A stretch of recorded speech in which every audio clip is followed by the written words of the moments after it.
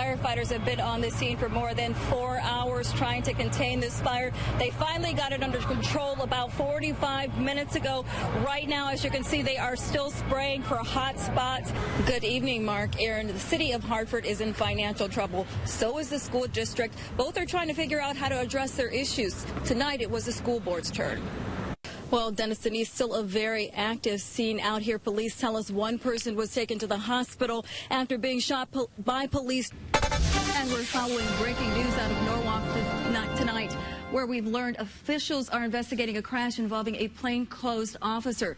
Pinpoint News Tracker shows you where it happened in the last hour near the intersection of South Main Street and Henry Street. We're told the officer was not hurt in the crash, and they have stopped a suspect in a parking lot. We are working to get more information, and we'll bring you any updates as soon as they come into our newsroom. Dennis, imagine taking the time to fill out a ballot, mailing it in, only to have it end up in the wrong hands. That's what happened to some folks in Scotland. Thankfully, the person who received them did the right thing. But it looks like we have a couple of nice days in there. We sure do. Yeah, so most of next week is looking pretty good, especially Wednesday through Friday. So enjoy it. All right, will do. Oh my goodness, Dennis, can you hear that? The energy here has just been incredible. Fans are so fired up over the possibility of the Yukon Huskies making history tonight. As California deals with year 4 of its drought, residents are being asked to cut back on their water use.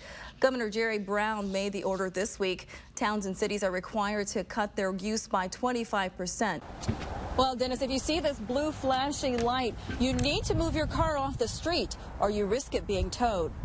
Of course, the Tigers have been to the postseason for the last 4 years, but getting to the 5th year might be a challenge for them, and they're making some changes, aren't they, Brian? Yeah, they are, and you're right. It might be a little bit of a challenge. We always love opening day.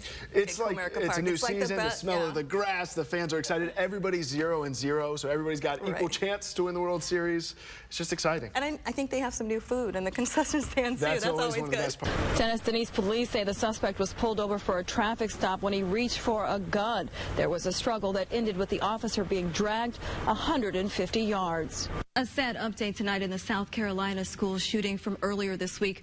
Officials now say a 6-year-old boy shot at Townville Elementary School on Wednesday has died. Jacob Hall passed away this afternoon after spending several days in the hospital. A 14-year-old boy opened fire at the school, hitting Hall and 2 others after police say he shot and killed his father at home. Family and friends are remembering the boy whose life was cut short. The suspect is being charged with murder and attempted murder as a juvenile. The other shooting victims, a first-grade teacher and another student, have been released from the hospital. Back here in Connecticut, members of the Sandy Hook Promise are remembering the young boy, tweeting our condolences to Jacob Hall's family and community. The Sandy Hook Promise was created as a way to prevent gun violence after 26 young students and educators were killed inside Sandy Hook Elementary School in December of 2012. Hello, West Michigan. Thanks for joining us. I'm Cheri Hardmon. Brittany has the night off. We are following breaking news in Kalamazoo County's Texas Township. Crews have been battling a large fire near the KVCC campus. That's where we find News Channel 3's Lauren Springer. Lauren, what's going on there? A beautiful day in West Michigan this Easter, but will the sunshine and warmer temps stick around? Meteorologist Jeff Porter is in for Cindy tonight. Jeff, a Constantine home destroyed after a nearby grass fire spreads overnight due to high winds. The homeowner tells us it all started with a bonfire last night that wasn't completely put out. She says the sparks then spread to the grass, eventually traveling to her home. 5 cars and everything inside the home were also lost. The fire department was able to keep the fire from spreading, telling us this is not a new issue, saying it is important to use a garden hose to completely extinguish ashes because they are picked up by the wind and fire can spread quickly. Now to the latest on the Hoboken train crash. Today, federal investigators revealed there were no problems with signals at the New Jersey station where the train crashed, killing a woman and leaving more than 100 others hurt. A spokesperson for the National Transportation Safety Board says much of the investigation is still underway since the train can't be removed from the station because of structural issues. Investigators have interviewed the train's conductor and are now looking at surveillance videos from other trains to see what may have went wrong. Good evening, Mark. Aaron, firefighters have been on the scene for more than 4 hours trying to contain this fire. They finally got it under control about 45 minutes ago. Right now, as you can see, they are still spraying for hot spots. A very difficult job for them. When they got here, 3 buildings were on fire, and while trying to contain those 3 fires, Amber's called a 4th building to catch fire across the street. 4 firefighters were sent to the hospital within 5 to 10 minutes of arriving on the scene. That's how intense this fire was here. 2 have been released, but 2 others were admitted with cardiac issues. Now, the Waterbury Fire Chief tells us that they had issues with water because they were trying to battle 4 different structure fires at the same time. And we are told the fire started in the middle building and spread to the buildings next door. Now, we talked to a witness who described what he saw as the fire began to spread. The wind is creating havoc for these poor firemen. They're doing their best. They've got all kinds of equipment, but it's very difficult for them to direct the water flow. Just that the angles, the closeness, the proximities to the houses, they've got their job cut out for them on this event. Yeah, they certainly did. That's what the chief told us, how they had many difficulties trying to fight these fires due to the water issues. Now, 12 units were inside these 4 multi-unit homes.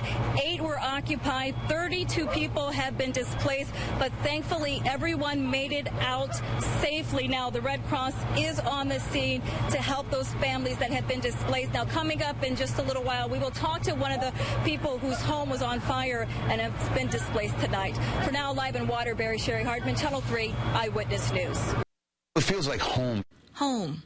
A word Ted Hankey wouldn't have used to describe a place of worship for Muslims not so long ago. The same place he fired 4 bullets into 14 months ago.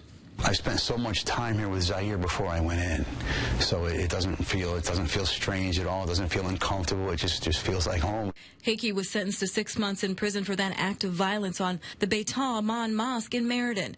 Released from prison just 2 days ago, Hankey is back at the mosque, but this time spreading a different message than the one that sent him to prison. Just speak to people and give them examples on everything that happened and how I was forgiven for Muslims all over the country. And once the apology came out, originally it was awful, and then when I apologized, the attitude just changed. 6 out of 10 Americans don't know a Muslim, and all it takes is meeting one to dispel myths and to bridge the divide that is going on in society. Zahir Bannon is one of the leaders of the mosque. He also spoke out in support of Hankey, but their painful chapter was revisited yesterday following the shooting at a mosque in Quebec that left 6 people dead. Of course, we were prayerful, both for the victims and the perpetrators. We want God to change their hearts. We want them to change their own hearts, and that comes through education, really, getting to know one another, but meeting people. You don't become an expert through social media or through Googling. It's better to interact. It's why they say they refuse to let what happened in Canada or at their mosque more than a year ago stop them from embracing people from all backgrounds. We don't want to close our doors or lock our doors. We want to open them up even more. Pretty much I'm just a living example how I can tell people that I was on the bad end. I was #1 hater. And then through a little bit of education, I completely changed my views. Well, Dennis, Denise, still a very active scene out here. Police tell us 1 person was taken to the hospital after being shot by police. No word yet on the extent of that suspect's injuries. Now, if you take a look behind me, there is a red SUV sandwiched in between 2 Waterbury police vehicles, and there appears to be a bullet hole as well as some damage to the back end of that vehicle. Right now, police have 3 streets blocked off, with Wood Street the heaviest police presence. Also on the scene, state police. We don't know what at this point led up to the shooting. This is a residential area, but there's also some abandoned homes as well as some office buildings in this area. Again, a police-involved shooting. 1 person taken to the hospital. No word yet on the extent of their injuries. We are working to bring you more information, and we will have an update for you tonight at 11. But for now, live in Waterbury, Cheri Hardmon, Channel 3 Eyewitness News. Good evening, Mark. Yes, it is. Tim Grano installed a surveillance camera, but he never expected it to pick up much, and it hadn't until last week. I came home expecting to have my package on the porch. I got a little worried about it, so I checked the security equipment. And this is what Tim Grano saw. a man casually walking up onto his porch, wrapping up Tim's package in what looks like a child's pink jacket, and taking off with it. He saw the package and he decided he wanted to grab it. So he walked off with it. And just like that, the package Tim had been waiting for was gone. Just a little bit disgusted, I guess, and a little bit sad for the people that took the package, that they had to, resort to that sort of thing. It happened last Thursday around 3 p.m. at his home in Middletown. Tim says the porch pirate swiping his package in broad daylight wasn't even the most shocking part of the surveillance video. Yeah, I was surprised. I was surprised that a father, if that was the little girl's father, would stoop to involving his family in something like that. Tim filed a report with the Middletown Police Department. There's nothing they can do about that. They took the information, and that was about it. And also warned his neighbors, who unfortunately weren't all that surprised by the theft. Really, I got the same story from them, that they had several packages stolen recently. Really, the best thing that you can do is, in my eyes, up your security. And Middletown police are looking into the incident. If you recognize the man in the video, give them a call. In the meantime, Tim says he'll be making other arrangements for his packages.